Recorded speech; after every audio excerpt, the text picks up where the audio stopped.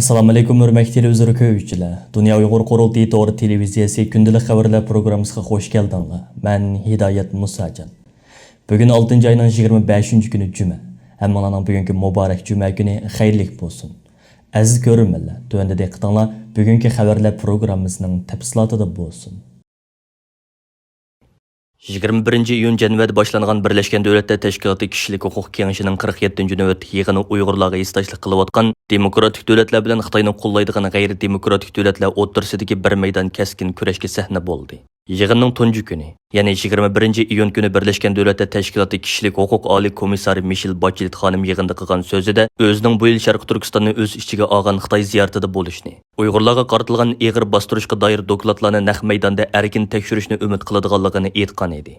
Buningga masalda 22 iyun kuni Kanadaning Birleşken Devletler Teşkilatı'da turishliq bosh elchisi Leslie Nortonning boshlamchiligida 44 davlat birlashma bayonot e'lon qilib, Birleşken Devletler Teşkilatı'ning Xitoy hokimiyatining Uyg'urlarga yurgizayotgan ig'ir bostirishni tekshirish uchun mustaqil bir o'mak avatishni talab qildi. Shu kuni Xitoyparast Belorussiya, Iran, Suriya, Shimoliy Koreya, Rossiya qatorliq 64 davlatning nomida birlashma bayonot e'lon qilib, Hong Kong, Sharq Turkiston va Tibet masalasining Xitoyning ichki ishi ekanligini ilgari surdi. Shu kuni Xitoy yana Uyg'urlar masalasini qo'llab birlashma bayonot e'lon qilgan 44 davlatga boshlamchilik qilgan Kanadadan o'ch elish maqsadida ba'zi Xitoyparast g'ayri-demokratik davlatlar bilan birlikda ayrim birlashma bayonot e'lon qilib, Kanadani ilgari Kanadadagi yerlik xalqlarga qarata irqiy qirg'inchilik ilib borgan deb aybladi. G'arb matbuotlarida ko'rsatilishicha bir qancha kundan buyon Birleşken Devletler Teşkilatı yig'inida Uyg'urlar masalasi tufaylidan davom qilayotgan diplomatik majroga bevosita ishtirok qilgan davlatlarning soni 100 dan oshib ketgan. 2019 yılı 22 devletning Birleşken Devletler Teşkilatı'da turishliq bosh elchilari Uyg'urlar masalasida Xitoyni ayblab birlashma bayonot e'lon qilgan bo'lsa, bu qitim ularning soni bir hassa ko'payib 44 davlatga yetgan. Bu qitimqi Birleşken Devletler Teşkilatı yig'inida Uyg'urlar masalasida Xitoyni ayblab birlashma bayonot e'lon qilgan bu 44 davlat tuvandikicha: Albaniya, Avstraliya, Avstriya, Belgiya, Bosna-Hersek, Bulgariya, Kanada, Yervatiston, Chexiya, Daniya, Estoniya, Fransiya, Finlandiya, Germaniya, Honduras, Irlandiya, İsrailiya, İtaliya, Yaponiya, Litvaniya, Lüksemburg, Marshall Orollari, Monaco, Gollandiya, Yeni Zelandiya, Norvegiya, Palau, Polsha, Portugaliya, San Marino, Slovakiya, İspaniya, Shvetsiya, Shveysariya, Angliya, Ukrayna, Amerika. Dunya Uyghur Qurultiyi bayonot e'lon qilib, 23 iyun kuni Germaniya parlamenti Kishilik huquq va insonparvarlik komitetining mustabid Xitoy hokimiyatining Sharq Turkistonda Uyg'urlarni asos qilgan yerlik xalqlarga yurgizayotgan bostirish qilmishlarini insoniyatga qarshi jinoyat deb qaror qabul qilganligini qarshi oladiganligini ifoda qilish bilan birga, Germaniya federal parlamentining Kanada, Gollandiya, Angliya, Belgiya, Litva, Chexiya parlamentlaridan ulgi ilib, mustabid Xitoy hokimiyatining Uyg'urlarga yurgizayotgan jinoiy qilmishlarini rasmiy yo'sinda irqiy qirg'inchilik deb qaror qabul qilishini umid qiladiganligini bildirdi. Bayonot yana Germaniya federal parlamenti qarmaqidagi tadqiqot idorasining bu yil 5-oyda chiqargan xulosa dokladida Xitoyning irqiy qirg'inchilikning oldini olish xalqaro ahdnomasining moddalariga tamoman xilof holda Sharq Turkistondagi Uyg'urlarni asos qilgan yerlik xalqlarga qarata rasmiy yo'sinda irqiy qirg'inchilik yurgizayotganligining qayd qilinganligi xotirlatib o'tildi va Germaniya federal parlamentining yanada keskin tadbir qo'llanib Uyg'ur irqiy qirg'inchiligini qabul qilishi lozimligini ta'kidladi.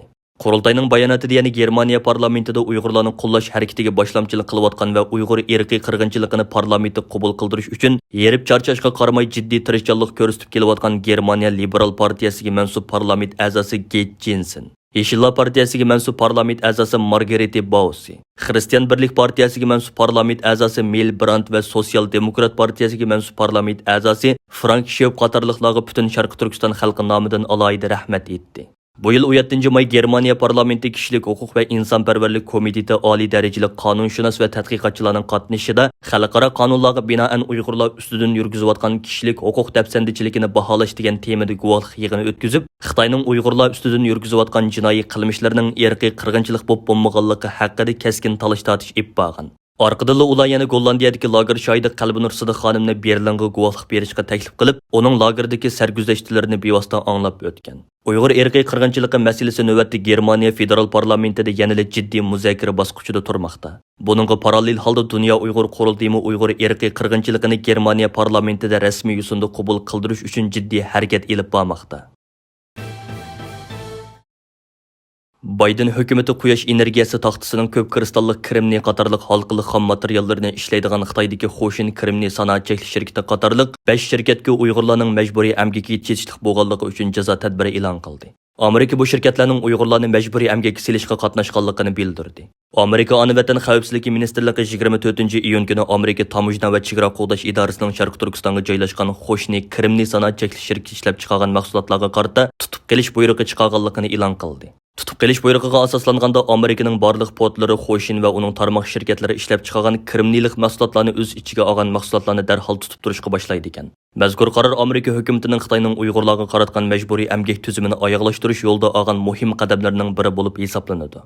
Aqsaroyning bu munosabat bilan 24-iyun kuni e'lon qilgan bayonotida mundaq deyilgan.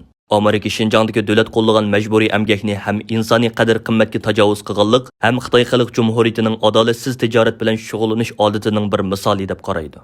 Xitoy Xalq Jumhuriyatining Şinjanda majburiy amgak tuzumini ijro qilishi, uning Uyg'urlar va boshqa oz sonli millatlarga qaratgan sistemalik ziyonkashligining muhim bir qismi bo'lib keldi. Bayonotda yana munolar deyilgan. Bayden hukumati bu ziyonkashlikni yo'qotishni o'zining muhim vazifalarining biri qilishni davomlashtiradi. Rayonda yurgizilayotgan sistemalik xo'rlashlar majburiy amgakdan xalqib, jinsiy zo'ravonlik va keng ko'lamli tutib turishni o'z ichiga oladi. Xitoy Xalq Jumhuriyati Şinjanda irqiy qirg'inchilik va insoniyatga qarshi jinoyat sodir qilishni davomlashtirmoqda. Amerika o'zining ta'minlash zanjirlarida majburiy amgakning bo'lishiga hargiz yo'l qo'ymaydi. Biz o'z qimmat qarashimizni, shundaqla Amerika ishchilari va korxonalarini qo'g'dashni qat'iy davomlashtiramiz. Ma'lum bo'lishicha, Amerikaning iqtisodiy qora tizimligiga kirgizilgan shirkatlar Xo'shin shirkatidan boshqa yana DUQ yangi energiya shirkatining bir qarmoqi bo'lgan Xinjiang DUQ yangi energiya shirkati. Shanxaydagi Sharq Orzusi bosh guruhi qarmoqidagi Xinjiang Sharq Orzusi ranglik metal shirkati va Gekil yangi energiya paychak kontrol cheklik shirkati qarmoqidagi Xinjiang Gekil yangi energiya materiallar shirkati va Sharq Turkistonda turishliq ishlab chiqarish qurilish biyantani qatorliqlar ishgan. Londonda chaqirilgan Uyg'ur sud kollegiyasining tunji sotini va Angliyadagi bir yurish faoliyatlarini oxirlashtirib Turkiyaga yetib kelgan Dunya Uyg'ur qurultiyining bosh taftishi Ablekim Idris Apandi va uning xonimi Uyg'ur harakati tashkilotining raisi Ro'shan Abboslar Anqara va Istanbulda bir qator muhim uchrashuvlarda bo'ldi. Bu jarayonda ular Turkiyadagi eng asosli o'qituvchi partiyalarning biri hisoblangan İYİ partiyasining raisi Meral Akşener xonim va Turkiyaning sobiq bosh ministri, Turkiya Kelajak partiyasi raisi Ahmet Davutoğlu apandi bilan ayrim holda ko'rish elib berib, bu ikki partiyaning hozirga qadar Uyg'urlar masalasiga va Turkiyada yashayotgan Sharq Turkistonlik qarindoshlarimizga ko'rsatib kelgan g'amxo'rligiga Dunya Uyg'ur qurultiyi nomidan, jumladan butun Sharq Turkiston xalqi nomidan alohida minnatdorlik bildirish bilan birga, yana ularga navbatda Uyg'urlar davosining xalqarodagi yangi yuzlanishi, bo'libmi Amerika va uning ittifoqdoshlarining Uyg'ur irqiy qirg'inchiligiga va Uyg'ur majburiy amgakiga qarshi Xitoyga qarata yurgizayotgan cheklash va jazolash tadbirlari qatorliq mazmunlarda tafsiliy ma'lumot berish bilan birga, Sharq Turkiston xalqining Turkiya hukumati, Turkiya parlamenti va Turkiya xalqidan kutadigan orzu talablarini izhor qilib o'tdi. Turkiya İYİ partiyasi bo'lsa Turkiya parlamentida Uyg'urlar masalasini eng ko'p o'tirg'a qo'yib kelayotgan partiyalarning biri bo'lib, kuzatuvchilarning qarashicha mazkur partiyaning raisi Meral Akşener xonimning kelar qitimliq prezidentlik saylimida Turkiyaning prezidenti bo'lib saylanish ehtimoli nihoyatda yuqori. Turkiya Kelajak partiyasi raisi Ahmet Davutoğlu Turkiya bilan Xitoy orasida tuzilgan jinoyatchilarni o'zaro o'tkazib berish kelishimining Turkiya parlamentida ma'qullikdan o'tishini to'sish uchun 3-oyning 8-kuni Turkiya bo'yicha imzo yig'ish faoliyati qo'zg'alganligini jakarlagan edi. Xabarlardan ma'lum bo'lishicha, bu imzo to'plash faoliyatida hozirgacha 80 ming imzo yig'ilgan bo'lib, imzo soni 100 mingga yetganda bular Birlashgan Davlatlar Tashkiloti bilan Turkiya parlamentiga topshirib beradi. Yuqorqi ko'rish jarayonida Ablekim Idris Apandi o'zining Qizil qiyomat nomli asarining turkcha nusxasini Meral Akşener xonim bilan Ahmet Davutoğlu apandimga taqdim qildi. Meral Akşener xonim bilan Ahmet Davutoğlu apandimni ko'rish jarayonida qilgan so'zlarida o'zlari riyosatchilik qilayotgan partiyaning qurilgan kundan tortib Sharq Turkiston davosi uchun, Sharq Turkistondagi ayollarning iffati va Sharq Turkistonlik bolalarning iymoni uchun, Sharq Turkistondagi jazo lagerlarida iskanjada turayotgan qarindoshlarining haq-huquqi uchun kurash qilayotganligini va bundan keyinmi kurash qilishni davomlashtirganligini ifoda qilishdi. Ablekim Idris va Ro'shan Abbos xonim bu qitimqi Turkiya ziyorati jarayonida yana Dunya Uyg'ur qurultiyi vaqfi, Xalqaro Sharq Turkiston tashkilotlari birligi, Uyg'ur akademiyasi vaqfi, Sharq Turkiston ulamolar birligi qatorliq tashkilotlarimizning asosli mas'ullari va Turkiyadagi jamoat arboblarimiz bilan keng doirada uchrashib suhbat elib bordi. Dunya Uyg'ur qurultiyining chaqiriqi bilan Xalqaro Olimpik kuni hisoblangan 23-iyun kuni Beijing irqiy qirg'inchiligini boyqut qilayli degan o'rtaq sho'r ostida Dunyoning har qaysi ellarda ilib berilgan keng ko'lamli norozilik namoyishlari g'arb matbuotlarining kuchli diqqatini qo'zg'adi. Oldingi kundagi xabarimizga Xalqaro Olimpik komitetining markazi joylashgan Lozan shahrida va Kanada, Amerika, Avstraliya, Turkiya, Germaniya, Norvegiya, Shvetsiya, Belgiya qatorliq davlatlarda elib berilgan namoyishlarning ko'rinishlarini ekranga keltirgan edik. Bulardan boshqa yana 23-iyun kuni Angliya Uyg'ur jamiyati, Dunya Uyg'ur Qurultiyi London ishxonasi va Angliyadagi Tibet va Hong Kong tashkilotlari birlashib Londonda. Fransiya Uyg'ur jamiyati mu Tibet va Hong Kong tashkilotlari bilan birlashib Parijda 2022-yillik Beijing irqiy qirg'inchiligini boykot qilish namoyishlari o'tkazdi. Bo'libmi 23-iyun kuni Lozandagi Olimpik muzeyining oldidagi namoyishda Uyg'ur va Tibet yoshlari tarafidan birlikda o'ynab chiqilgan german tilidagi qisqa drama tomoshabinlarning zo'r olqishiga sazovor bo'ldi.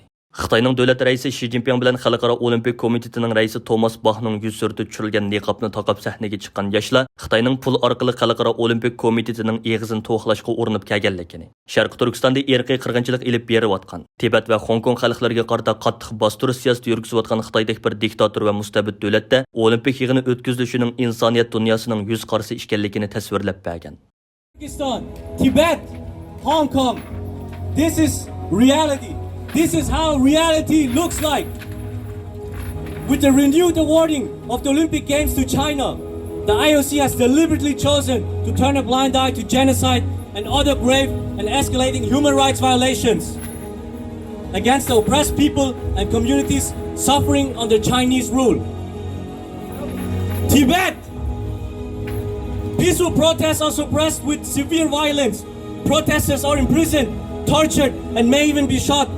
19-year-old monk Tenzin Nyima was beaten to death in prison for simply throwing leaflets and calling for Tibetan's independence. Living under immense repression, more than 115 Tibetans have self-immolated since 2009. East Turkestan, the Chinese government is committing genocide against the Uyghur people and waging unprecedented campaign of repression in East Turkestan. At least 2 million Uyghur, Kazakh,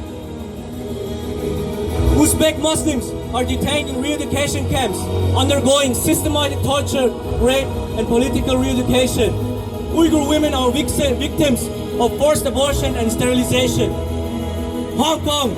In Hong Kong, the Chinese government has implemented a draconian national security bill that effectively criminalizes protests and curtails any remaining human rights. The Beijing 2022 Winter Olympics is set to happen amid one of the world's worst crackdowns against freedom, democracy, and human rights.